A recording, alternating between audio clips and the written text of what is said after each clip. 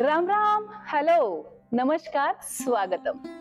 मी आहे कुलकर्ण्यांची Kashmira and this is our Gapshap world. तर लवकरच दिवाळी येते. तुमची तयारी झाली की नाही? तुम्हाला सगळ्यांना माहितीच आहे की दिवाळीची खास गोष्ट म्हणजे फराळ, जो आपल्या सगळ्यांना आवडतो.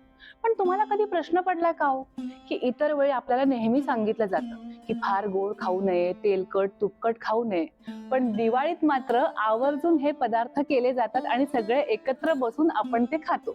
मग असं का होतं? किंवा आपल्या शास्त्रांमध्ये हे परंपरेने चालत आलेले पदार्थ आपण का बनवतो, या मागचं कारण तुम्हाला जाणून घ्यायचंय?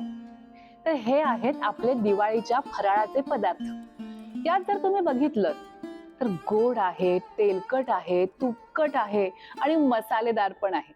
तर हे सगळं आपल्याला या सगळ्या वातावरणातच खायला का सांगितलेलं असेल बरं? तर याच्या मागचं आपण कारण जाणून घेणार आहोत. तर दिवाळीमध्ये हेमंत ऋतू सुरू होतो. हेमंत ऋतू म्हणजे काय?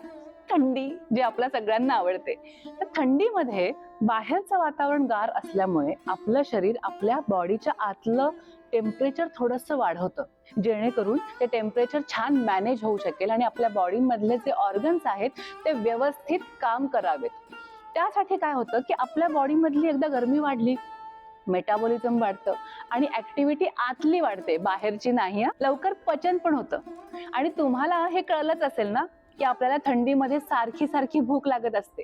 त्याच्या मागचं कारण सुद्धा हेच आहे. मेटाबॉलिझम स्ट्रॉंग झाल्यामुळे लवकर पचन होतं आणि मग आपल्याला सारखी सारखी भूक लागते, की काहीतरी खावंसं वाटतं, काहीतरी खावंसं वाटतं. तर शरीराला या सगळ्या गोष्टी करण्यासाठी जास्त कॅलरीजची गरज असते, कारण त्याला ऊर्जा निर्माण करायची असते ना. आणि म्हणून आपण एवढ्या सगळ्या कॅलरीज या काळामध्ये आपल्या बॉडीमध्ये देऊ शकतो. या सगळ्या बरोबरच थोडंसं आपल्या शरीराचं ब्लड सर्क्युलेशन सुद्धा चेंज होतं बरं का. म्हणजे नेमकं काय होतं की आपले जे हात आणि पाय असतात ना, तिकडून ब्लड सर्क्युलेशन आतल्या बाजूला ओढलं जातं. त्यामुळे तुम्ही बघितलं असेल की स्किन, ओठ थोडेसे असे कोरडे पडत असतात. या मागचं कारण सुद्धा तेच आहे की आपल्या शरीरातले व्हायटल ऑर्गन्स व्यवस्थित कार्यरत राहावेत, काम करत राहावेत, म्हणून हे सगळं होतं.